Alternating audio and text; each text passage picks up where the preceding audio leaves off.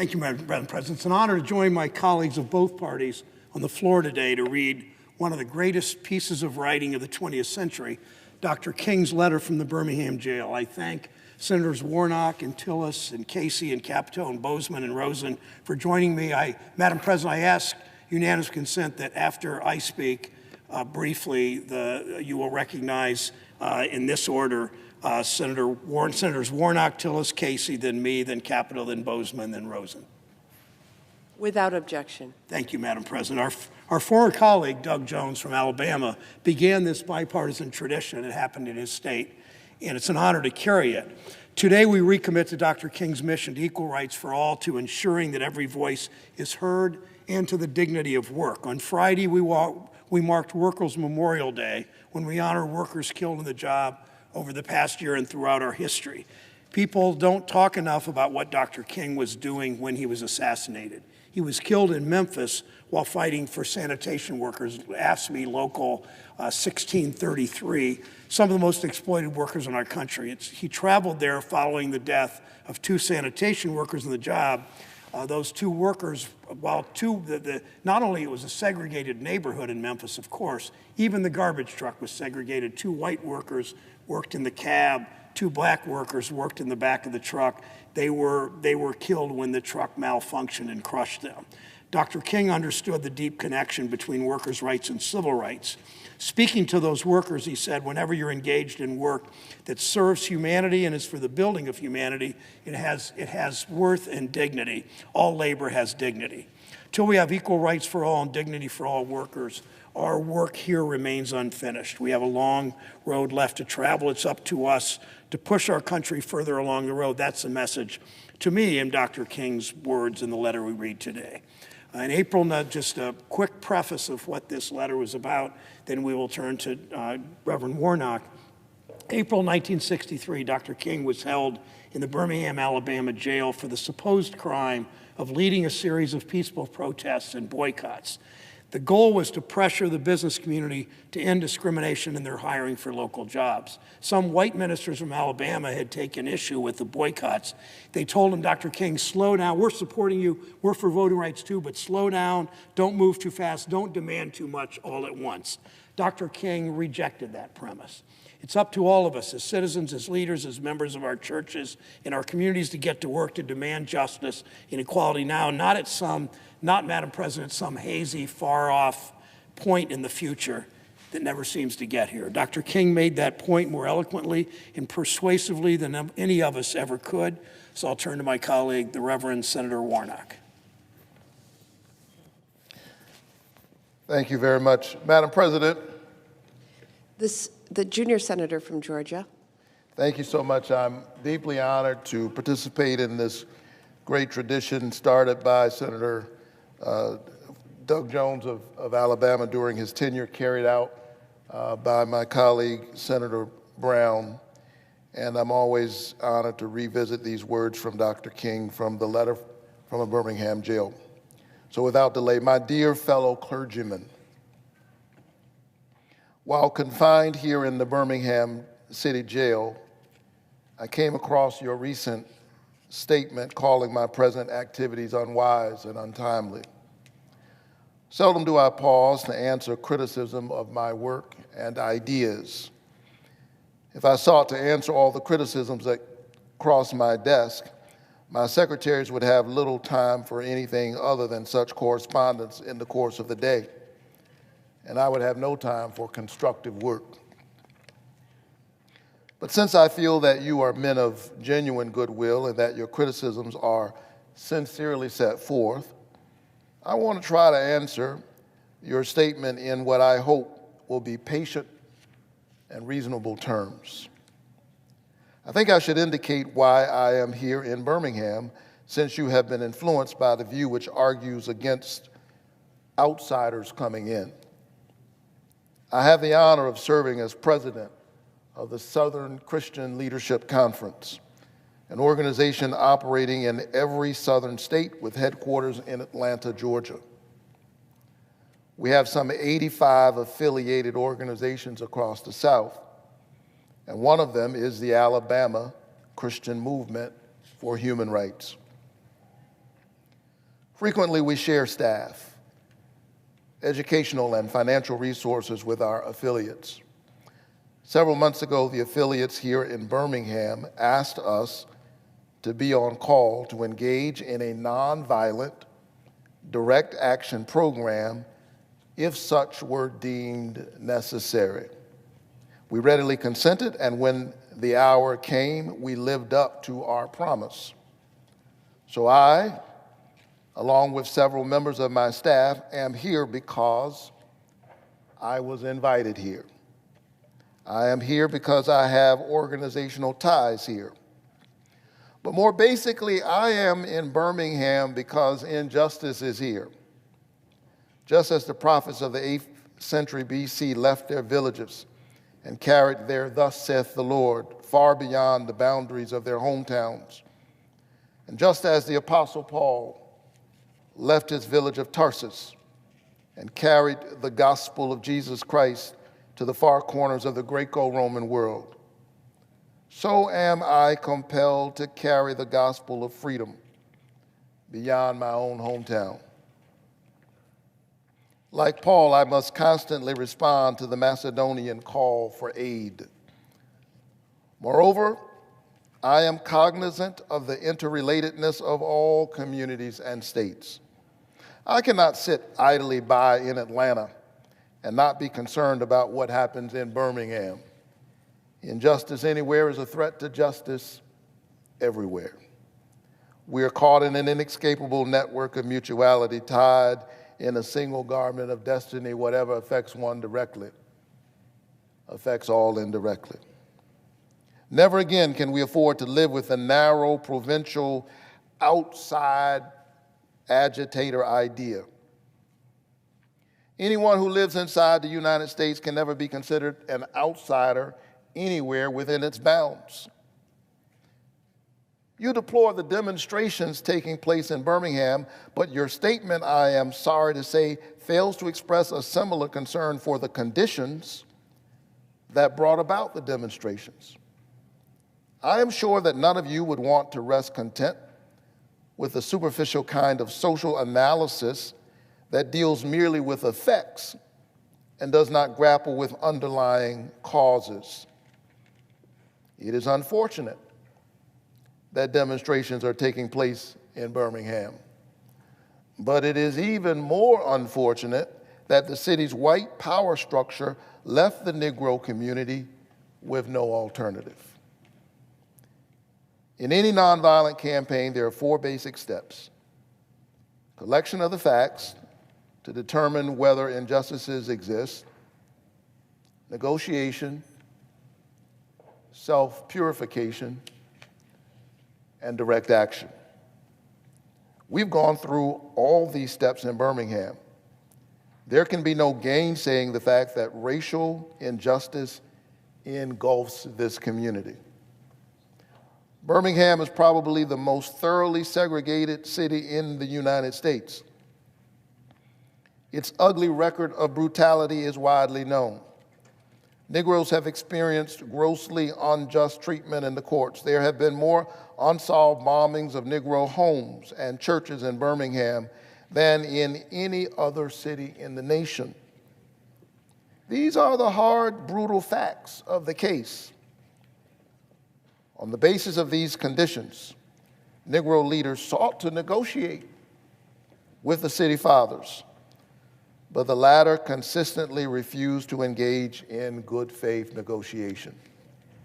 Then, last September, came the opportunity to talk with leaders of Birmingham's economic community.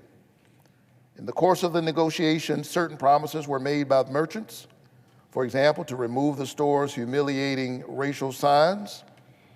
On the basis of these promises, the Reverend Fred Shuttlesworth and the leaders of the Alabama Christian Movement for Human Rights agreed to a moratorium on all demonstrations.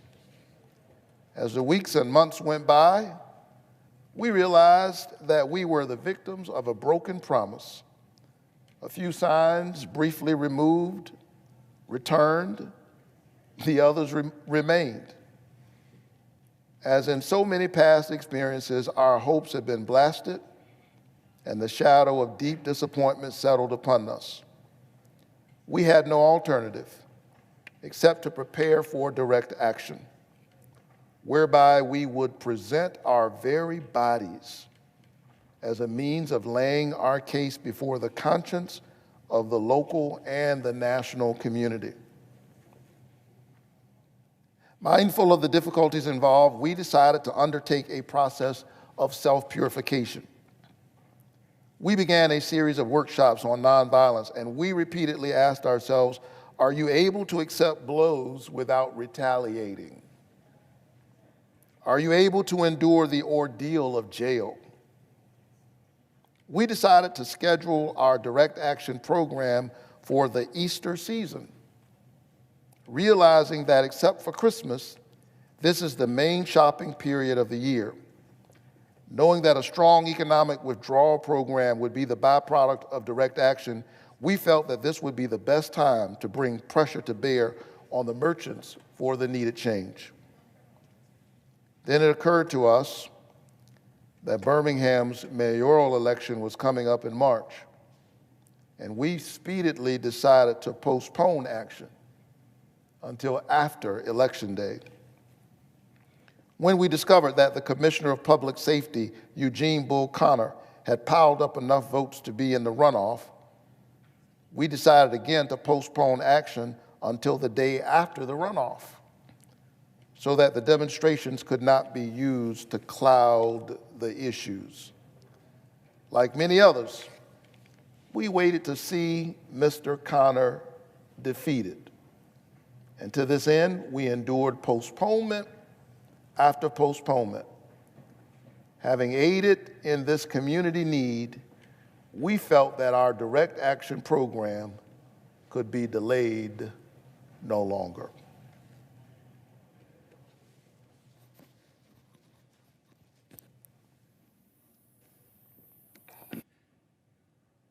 Mr. President, Senator from North Carolina. I will continue.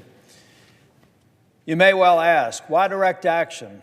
Why sit-ins, marches, and so forth? Isn't negotiation better? You are quite right in calling for negotiation. Indeed, this is the very purpose of direct action. Nonviolent direct action seeks to create such a crisis and foster such tension that a community which has constantly refused to negotiate is forced to confront the issue.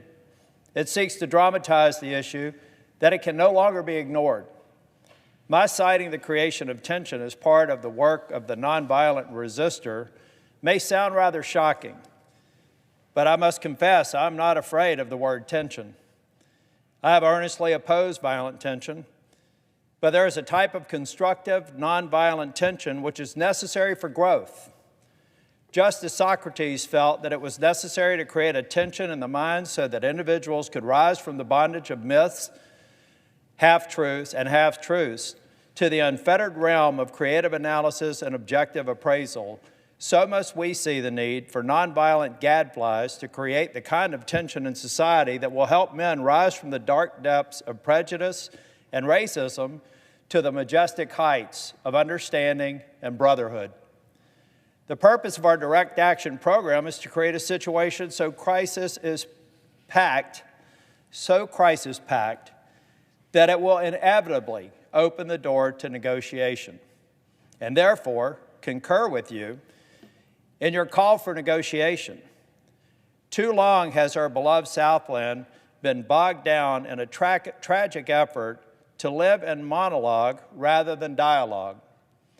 One of the basic points in your statement is that the action that I and my associates have taken in Birmingham is untimely. Some have asked, why didn't you give the new city administration time to act?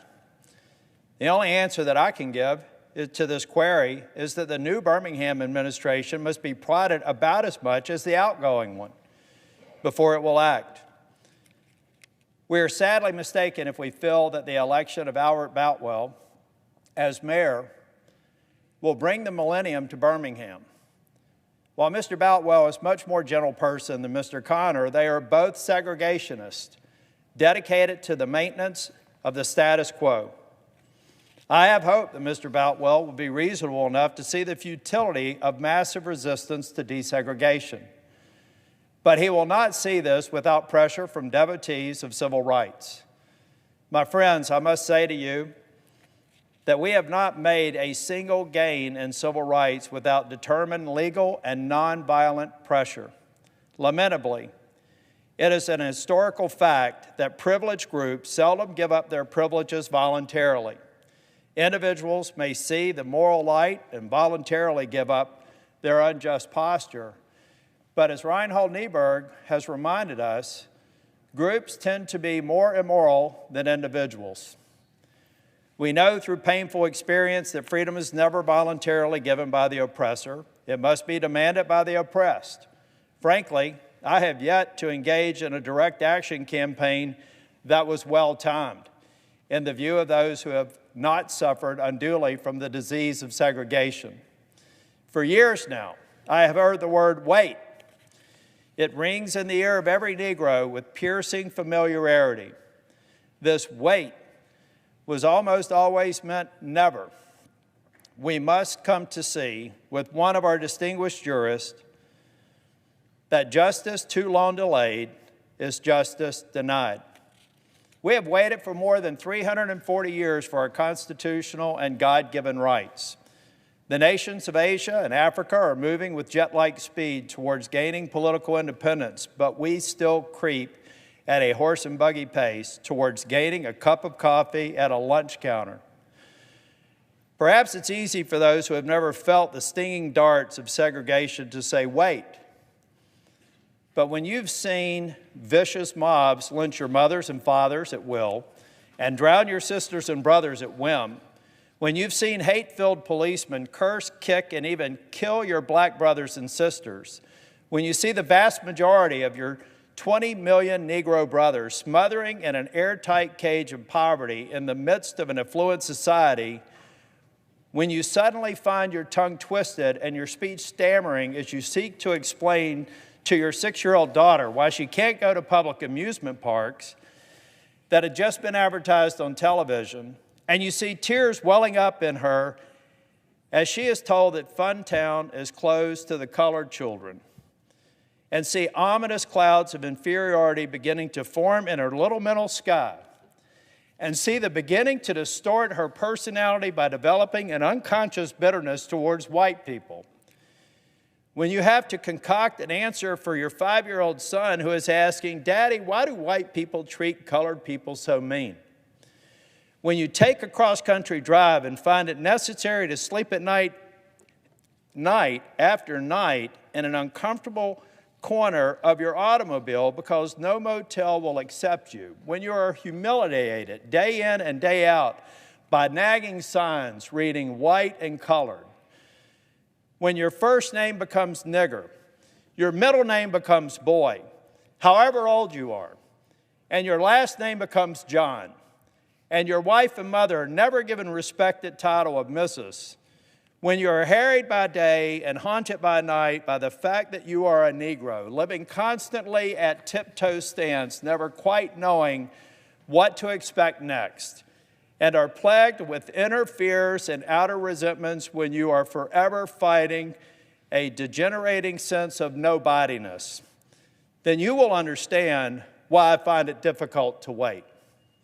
There comes a time when the cup of endurance runs over, and men are no longer willing to be plunged into the abyss of despair.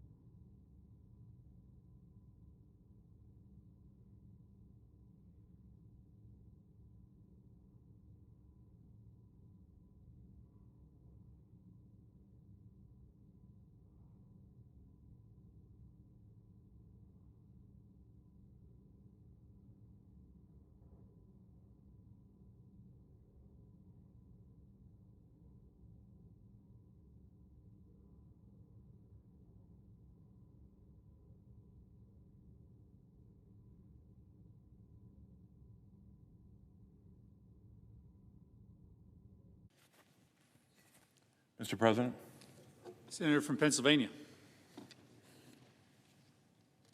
I'll continue the reading of Martin Luther King's letter from the Birmingham jail. I hope, sirs, you can understand our legitimate and unavoidable impatience. You express a great deal of anxiety over our willingness to break laws. This is certainly a legitimate concern. Since we so diligently urge people to obey the Supreme Court's decision of 1954 outlawing segregation in public schools, excuse me. At first glance, it may seem rather paradoxical for us consciously to break laws. One might well ask, quote, how can you advocate breaking some laws and obeying others, unquote? The answer lies in the fact that there are two types of laws, just and unjust. I would be the first to advocate obeying just laws. One has not only a legal, but a moral responsibility to obey just laws. Conversely, one has a moral responsibility to disobey unjust laws. I would agree with St. Augustine that, quote, an unjust law is no law at all, unquote. Now, what is the difference between the two? How does one determine whether a law is just or unjust? A just law is a man-made code that squares with the moral law or the law of God. An unjust law is a code that is out of harmony with the moral law. To put it in terms of St. Thomas Aquinas, an unjust law is a human law that is not rooted in eternal law or in natural law. Any law that uplifts human personality is just. Any law that degrades human personality is unjust. All segregation statutes are unjust because segregation distorts the soul and damages the personality. It gives the segregator a false sense of superiority and the segregated a false sense of inferiority. Segregation, to use the terminology of the Jewish philosopher Martin Buber, substitutes an, quote, I-it, unquote, relationship for an, quote, I-thou, unquote, relationship, and ends up relegating persons to the status of things. Hence, segregation is not only politically, economically, and sociologically unsound, it is morally wrong and sinful. Paul Tillich has said that sin is separation. Is not segregation an existential expression of man's tragic separation, his awful estrangement, his terrible sinfulness? Thus it is that I can urge men to obey the 1954 decision of the Supreme Court, for it is morally right. And I can urge them to disobey segregation ordinances, for they are morally wrong. Let us consider a more concrete example of just and unjust laws. An unjust law is a code that a numerical or power majority group compels a minority group to obey, but does not make binding on itself.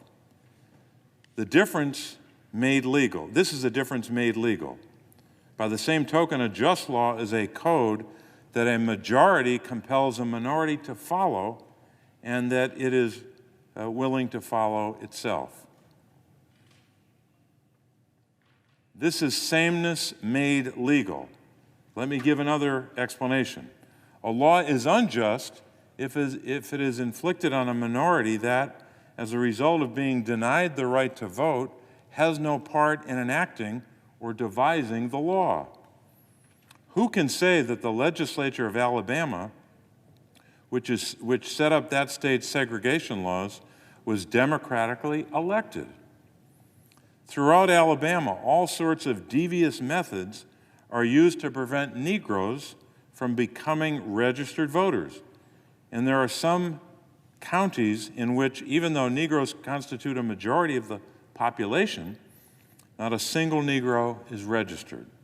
Can any law enacted under such circumstances be considered democratically structured? Sometimes a law is just on its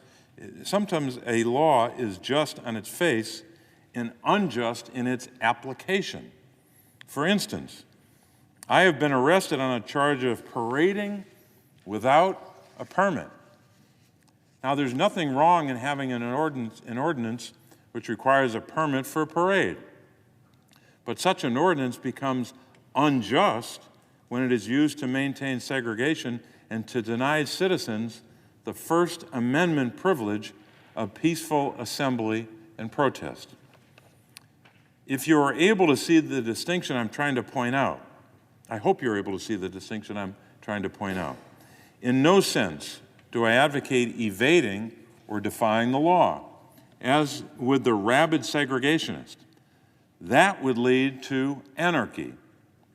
One who breaks an unjust law must do so openly, lovingly, and with a willingness to accept the penalty. I submit that an individual who breaks a law that conscience tells him is unjust and who willingly accepts the penalty of imprisonment in order to arouse the conscience of the community over its injustice is in reality expressing the highest respect for the law. Of course, there's nothing new about this kind of civil disobedience. It was evidenced sublimely in the refusal of Shadrach, Meshach, Abednego to obey the laws of Nebuchadnezzar on the grounds that a higher moral law was at stake. It was practiced superbly by the early Christians who were willing to face hungry lions and the excruciating pain of chopping blocks rather than submit to certain unjust laws of the Roman Empire. To a degree, academic freedom is a reality today because Socrates practiced civil disobedience.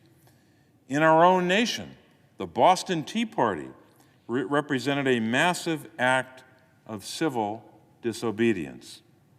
We should never forget that everything that Adolf Hitler did in Germany was, quote, legal, unquote, and everything the Hungarian freedom fighters did in Hungary was, quote, illegal, unquote. It was, quote, legal to aid and comfort a Jew in Hitler's Germany.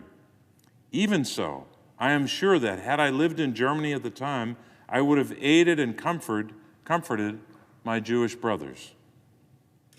If today I lived in a communist country where certain principles dear to the Christian faith are suppressed, I would openly advocate disobeying that country's anti-religious laws. I yield the floor. President, Senator from Ohio. I must make two honest confessions to you, my Christian and Jewish brothers. First, I must confess that over the past few years, I have been gravely disappointed with the white moderate. I've almost reached the regrettable conclusion that the Negro's great stumbling block in his stride towards freedom is not the white citizens counselor or the Ku Klux Klanner, but the white moderate, more devoted to order than to justice, who prefers a negative peace, which is the absence of tension, to a positive peace, which is the presence of justice, who constantly says, I agree with you in the goal you seek, but I cannot agree with your methods of action, who paternalistically believes he can set the timetable for another man's freedom, who lives by the mythical concept of time, who constantly advises the Negro to wait for a more convenient season. Shallow understanding from people of goodwill is more frustrating than absolute misunderstanding from people of ill will. Lukewarm acceptance is much more bewildering than outright rejection. I had hoped that the white moderate would understand that law and order exists for the purposes of establishing justice and that when they fail in this purpose, they become the dangerously structured dams that block the flow of social progress. I'd hope that the white moderate would understand that the present tension in the South is a necessary phase of the transition from an obnoxious negative peace in which the Negro passively accepts his unjust plight to a substantive and positive peace in which all men will respect the dignity and worth of human personality. Actually, we who engage in nonviolent direct action are not the creators of tension. We merely bring to the surface the hidden tension that is already alive. We bring it out in the open, where it can be seen and dealt with. Like a boil that can never be cured so long as it is covered up, but must be open with all its ugliness to the natural medicines of air and light. Injustice must be exposed with all the tension its exposure creates to the light of human conscience in the air of national opinion before it can be cured. In your statement, you assert that our actions, even though peaceful, must be condemned because they precipitate violence. But is this a logical assertion? Isn't this like condemning a robbed man because his possession of money precipitated the evil act of robbery? Isn't this like condemning Socrates because his unswerving commitment to truth in his philosophical inquiries precipitated the act by the misguided populace in which they made him drink hemlock? Isn't this like condemning Jesus because his unique God consciousness and never-ceasing devotion to God's will precipitated the evil act of crucifixion? We must come to see that, as the federal courts have consistently affirmed, it is wrong to urge an individual to cease his efforts to gain his basic constitutional rights because the quest may precipitate violence. Society must protect the robbed and punish the robber. I'd hope that the white moderate would reject the myth concerning time in relation to the struggle for freedom. I've just received a letter from a white brother in Texas. He writes, quote, "All Christians know that the colored people will receive equal rights eventually, but it's possible that you are in too great a religious hurry." The letter writer from Texas goes on, "It has taken Christianity almost 2,000 years to accomplish what it has. The teachings of Christ take time to come to earth," unquote. Such an attitude stems from a tragic misconception of time, from the strangely irrational notion that there is something in the very flow of time that will inevitably cure all ills. Actually, time itself is neutral. It can be used either destructively or constructively. More and more, I feel that people of ill will have used time much more effectively than the people of goodwill. We will have to repent in this generation, not merely for the hateful words and actions of the bad people, but for the appalling silence of the good people. Human progress never rolls in on wheels of inevitability. It comes through the tireless efforts of men willing to be co-workers with God. Without this hard work, time itself becomes an ally of the forces of social stagnation. We must use time creatively in the knowledge that the time is always ripe to do right.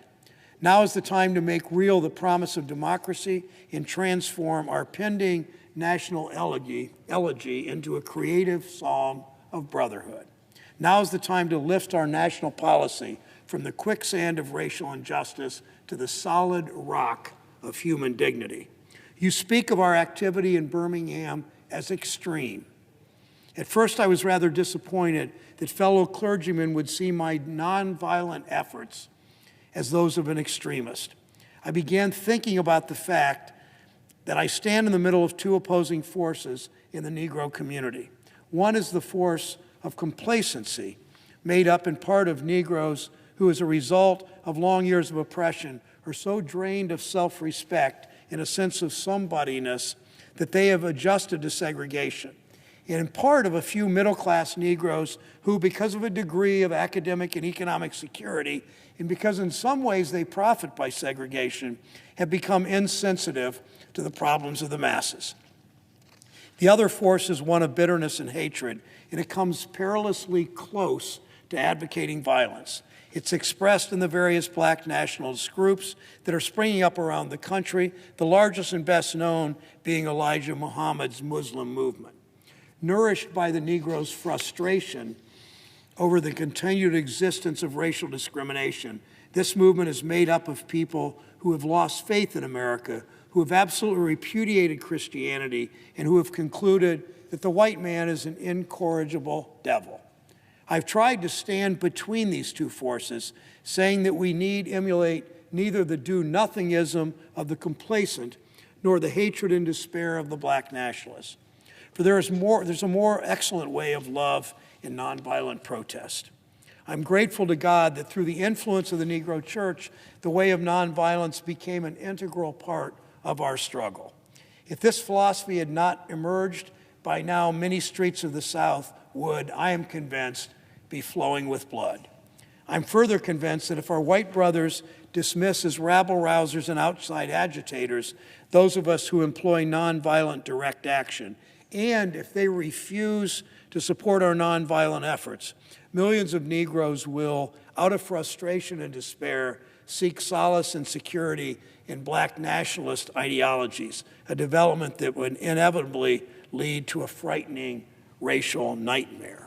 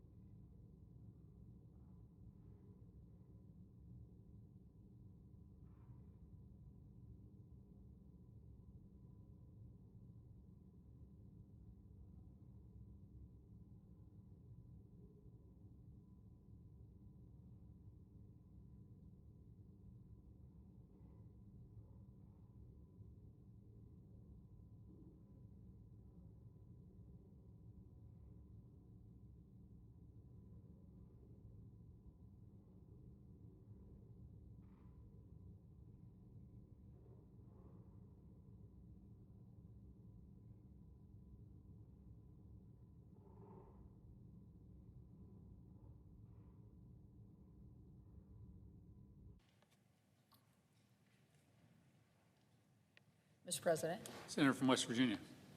Mr. President, oppressed people cannot remain oppressed forever.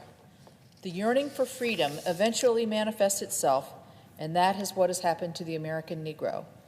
Something within has reminded him of his birthright of freedom, and something without has reminded him that it can be gained. Conspicuously or unconspicuously, he has been caught up by the zeitgeist, and with his black brothers of Africa and his brown and yellow brothers of Asia, South America, and the Caribbean, the United States Negro is moving with a sense of great urgency towards the promised land of racial justice. If one recognizes this vital urge that has engulfed the Negro community, one should readily understand why public demonstrations are taking place. The Negro has many pent-up resentments and latent frustrations, and he must release them. So let him march. Let him make prayer pilgrimages to the City Hall. Let him go on freedom rides and try to understand why he must do so. If his repressed emotions are not released in nonviolent ways, they will seek expression through violence. This is not a threat, but a fact of history. So I have not said to my people, get rid of your discontent. Rather, I've tried to say that this normal and healthy discontent can be channeled into the creative outlet of nonviolent direct action. And now this approach is being termed extremist. And though I was initially disappointed at being categorized as an extremist, as I continued to think about the matter, I gradually gained a measure of satisfaction from the label. Was not Jesus an extremist for love? Love your enemies, bless them that curse you, do good to them that hate you, and pray for them which despitefully use you and persecute you. Was not Amos an extremist for justice? Let justice roll down like waters and righteousness like an ever-flowing stream. Was not Paul an extremist for the Christian gospel? I bear in my body the marks of the Lord Jesus. Was not Martin Luther an extremist? Here I stand, I cannot do otherwise, so help me God. And John Bunyan, I will stay in jail to the end of my days before I make a butchery of my conscience. And Abraham Lincoln, this nation cannot survive half slave and half free.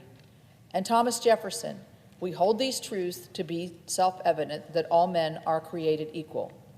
So the question is not whether we will be extremists, but what kind of extremists will we be? Will we be extremists for love or for hate? Will we be extremists for the preservation of injustice or for the extension of justice? In that dramatic scene on Calvary's Hill, 3 men were crucified.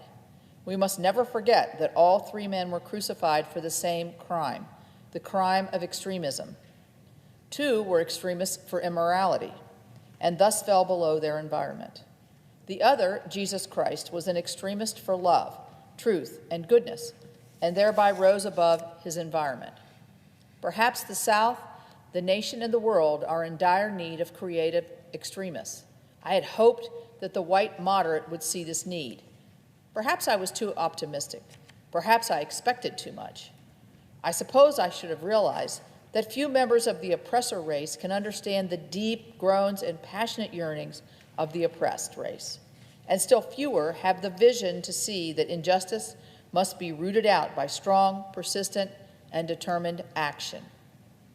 I am thankful, however, that some of our white brothers in the South have grasped the meaning of this social revolution and committed themselves to it. They are still all too few in quantity, but they are big in quality. Some, such as Ralph McGill, Lillian Smith, Harry Golden, James McBride Dabbs, Ann Braden, and Sarah Patton Boyle, have written about our struggle in eloquent and prophetic terms.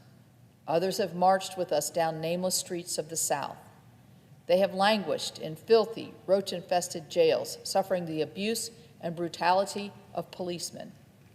Unlike so many of their moderate brothers and sisters, they have recognized the urgency of the moment and sensed the need for powerful action, antidotes to combat the disease of segregation. Let me take note of my other disappointment. I have been so greatly disappointed with the white church and its leadership. Of course, there are some notable exceptions. I'm not unmindful of the fact that each of you has taken significant stands on this issue. I commend you, Reverend Stallings, for your Christian stand on this past Sunday and welcoming Negroes to your worship service on a non-segregated basis. I commend the Catholic leaders of this state for integrating Spring Hill College several years ago. And despite these notable exceptions, I must honestly reiterate that I have been disappointed with the church. I do not say this as one of those negative critics who can always find something wrong with the church. I say this as a minister of the gospel who loves the church, who was nurtured in its bosom, who has been sustained by spiritual blessings, and who will remain true to it as long as the cord of life shall lengthen.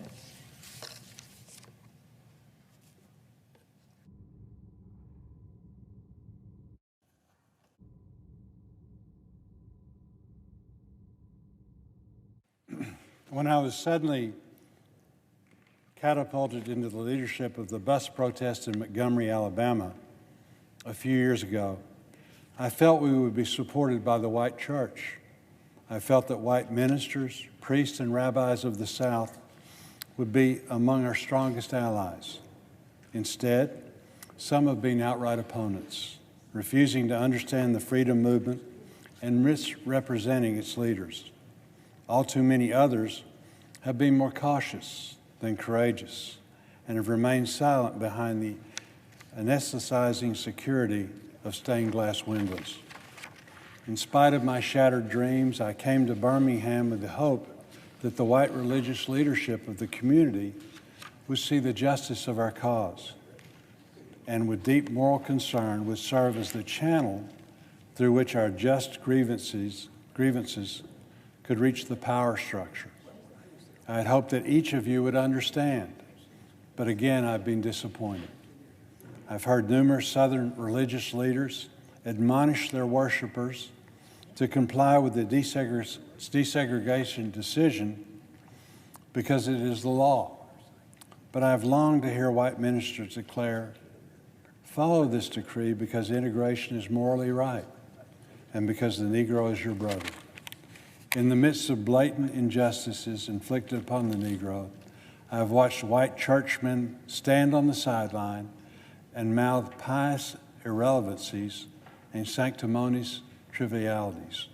In the midst of a mighty struggle to rid our nation of racial and economic injustice, I have heard many ministers say, those are social issues with which the gospel has no real concern. And I've watched many churches commit themselves to a completely otherworldly religion, which makes a strange, unbiblical distinction between body and soul, between the sacred and the secular. I've traveled the length and breadth of Alabama, Mississippi, and all other southern states. On sweltering summer days and crisp autumn mornings, I've looked at the South's beautiful churches with their lofty spires pointing heavenward. I've beheld the impressive outlines of our massive religious education buildings.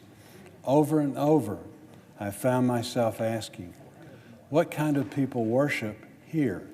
Who's their God? Where were their voices when the lips of Governor Barnett dripped with words of interposition and nullification? Where were they when Governor Wallace gave a clarion call for defiance and hatred? Where were their voices of support when bruised and weary Negro men and women decided to rise from the dark dungeons of complacency to the bright hills of creative protest? Yes, these questions are still in my mind. In deep disappointment, I have wept over the laxity of the church. But be assured that my tears have been tears of love. There can be no deep disappointment where there is not deep love. Yes, I love the church. How could I do otherwise?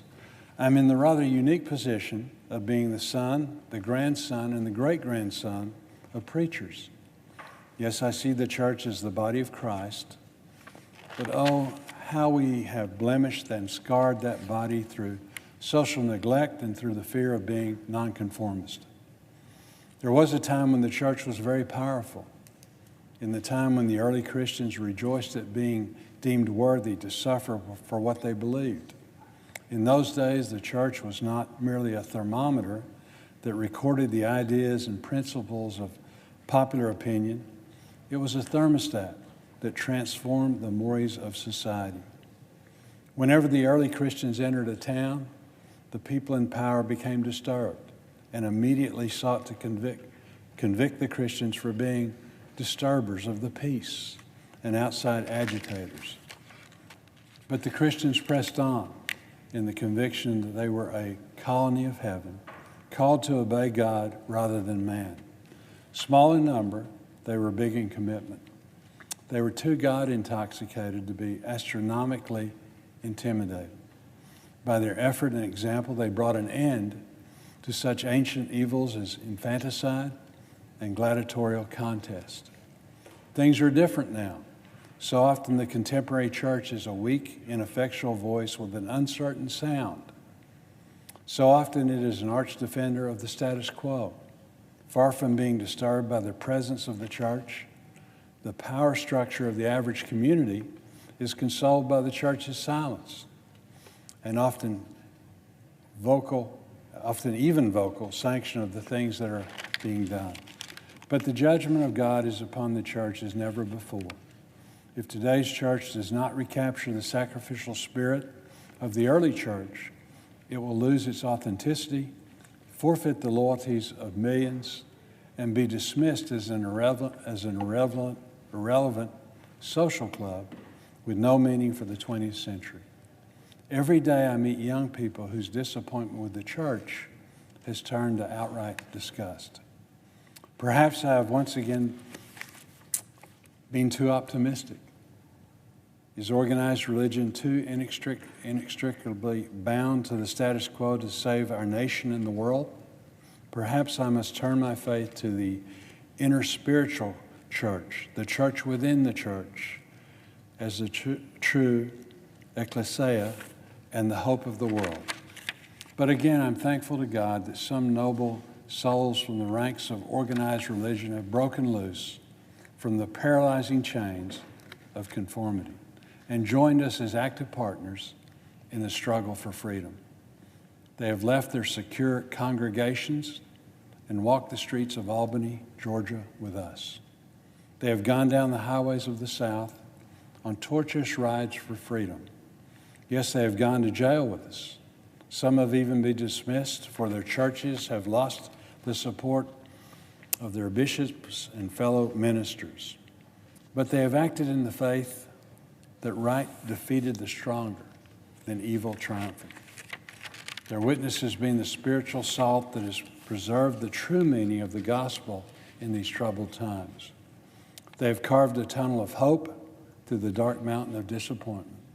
I hope the church as a whole will meet the challenge of this decisive hour. But even if the church does not come to the aid of justice, I have no despair about our future.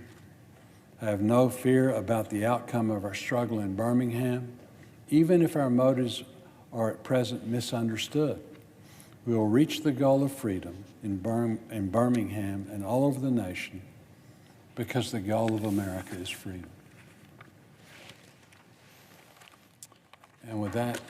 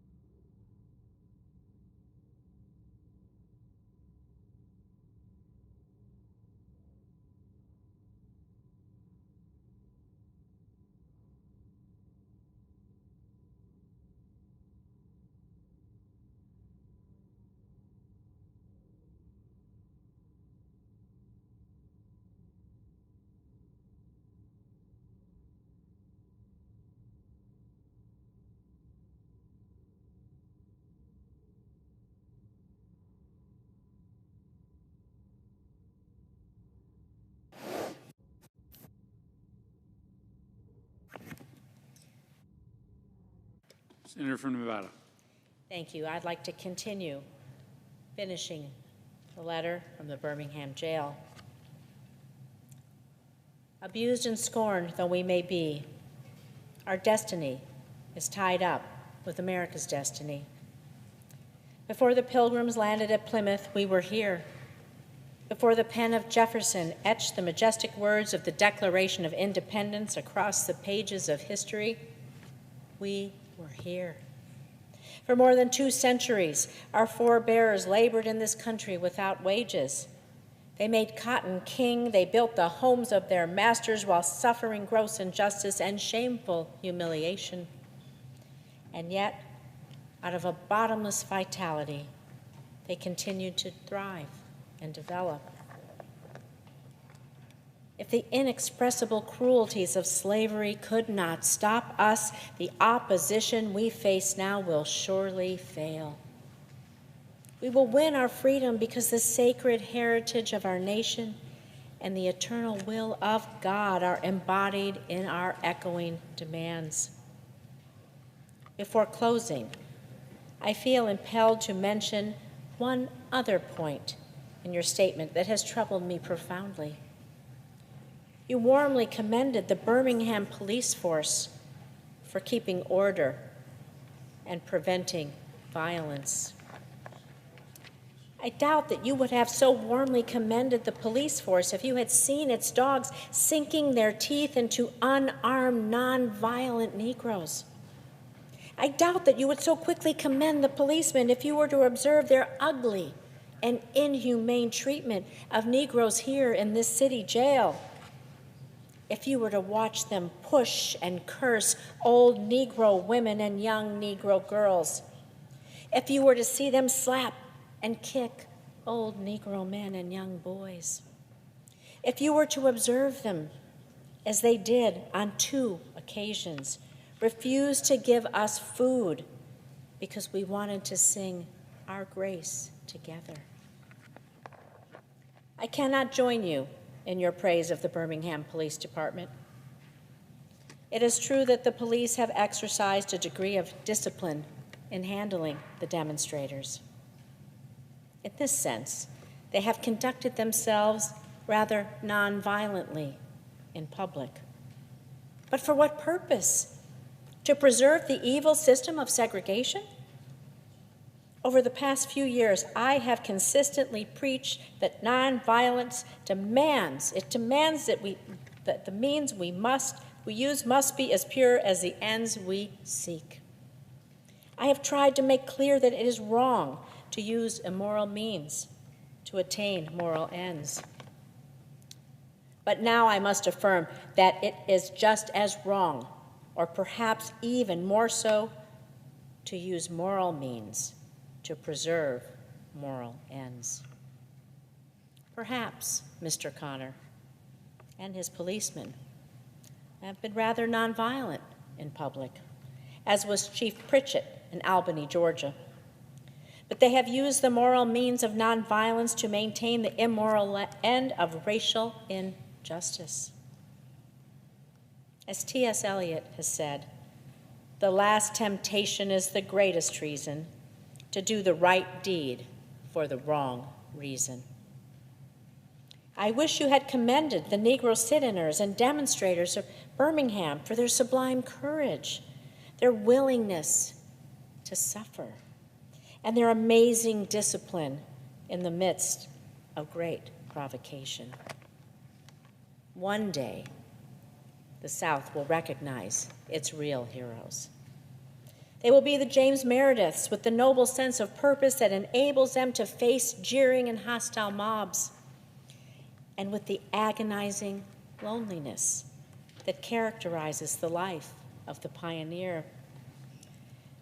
They will be old, oppressed, battered Negro women symbolized in a 72-year-old woman in Montgomery, Alabama, who rose up with a sense of dignity and with her people decided not to ride segregated buses, and who responded with ungrammatical profundity to one who inquired about her weariness. My feet is tired but my soul is at rest. They will be the young high school and college students, the young ministers of gospel and their host of elders, courageously and nonviolently sitting at lunch counters and willing to go to jail for conscience sake.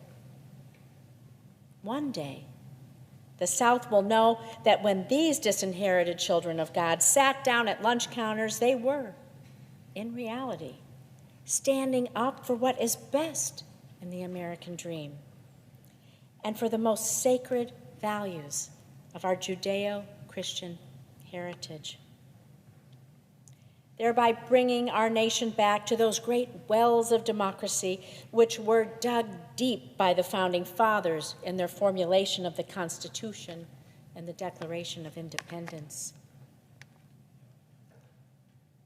Never before have I written so long a letter.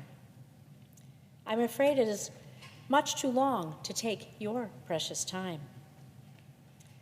I can assure you that it would have been much shorter if I had been writing from a comfortable desk. But what else can one do when he is alone in a narrow jail cell, other than write long letters, think long thoughts, and pray long prayers? If I have said anything in this letter that overstates the truth and indicates an unreasonable impatience, I beg you to forgive me. If I've said anything that understates the truth and indicates my having a patience that allows me to settle for anything less than brotherhood, I beg God to forgive me. I hope this letter finds you strong in the faith. I also hope that circumstances will soon make it possible for me to meet each of you, not as an integrationist or a civil rights leader, but as a fellow clergyman and a Christian brother. Let us all hope that the dark clouds of racial prejudice will soon pass away and the deep fog of misunderstanding will be lifted from our feared, drenched communities. And in some not too distant tomorrow, the radiant stars of love and brotherhood will shine over our great nation with all their scintillating beauty. Yours for the cause of peace and brotherhood, Martin Luther King, Jr. Mr. President, I yield. Senator from Ohio. Thank you, Senator Rosen. Thank you to my colleagues who joined us today to read these powerful words, Senators Warnock and Tillis and Casey and Capito and Bozeman and Rosen. This is a diverse group on the floor today whose states reflect the vibrant and wonderful diversity of our great nation, from the Deep South to the Mountain West to the industrial Midwest. We represent different places. We may disagree on many things, but we love this country. We know we can do better for the people who make it work. Dr. King and the civil rights leaders of his generation did more than just about anyone to push this country to live up to our founding ideals and to make the dream of America real for everyone. Protesting, working for change, organizing, demanding our country do better, those are some of the most patriotic things all of us can do. That's Dr. King's charge in this letter. My favorite single line, certainly in this letter and maybe in all of Dr. King's preachings and teachings and writings, progress never rolls in on the wheels of inevitability. Progress never rolls in on the wheels of inevitability. It rolls in because we make it so. That is our charge. Think about that campaign Dr. King was waging when he was martyred in Memphis. Think about who he was talking to. Union sanitation workers, Local 1633 AFSCME. And think of the circumstances. This was very segregated Memphis. He was in a segregated white neighborhood. Even the sanitation truck where these workers were working was segregated. The cab of the truck was 2 white workers. The back of the truck was doing the actual lifting and picking up garbage were 2 black workers. And in February, before Dr. King first visited, the garbage truck. There was a torrential downpour in this white segregated neighborhood. There was nowhere for these black sanitation workers to go.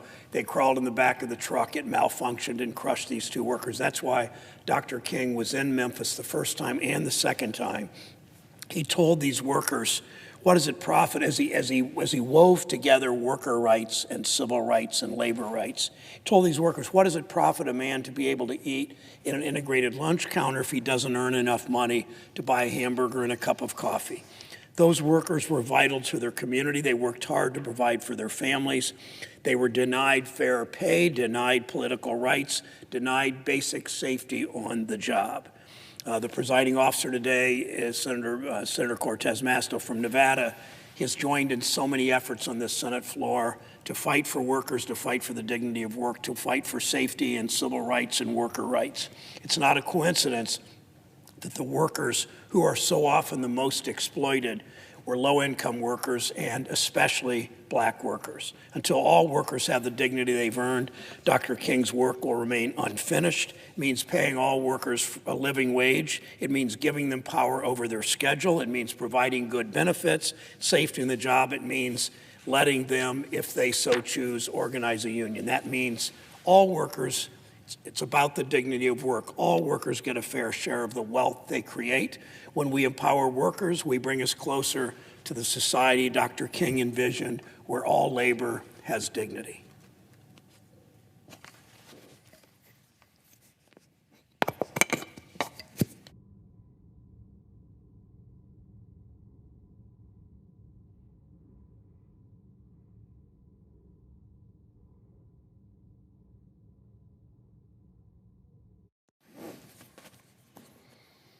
Madam President. Senator from Ohio.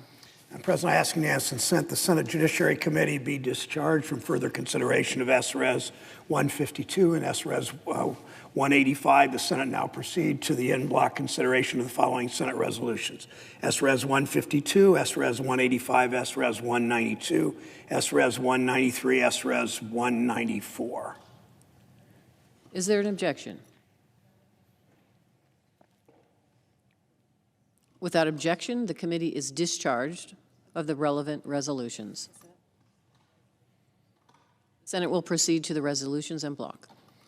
I know of no further debate on the resolutions en bloc, Madam President. If there's no further debate, the questions on the adoption of the resolutions en bloc. All in favor say aye. Aye. All opposed, no. The ayes appear to have it. The ayes do.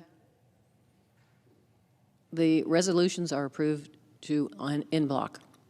Madam President, I ask unanimous consent that the preambles be agreed to, the motions to reconsider be considered made and laid upon the table, all en bloc. Without objection.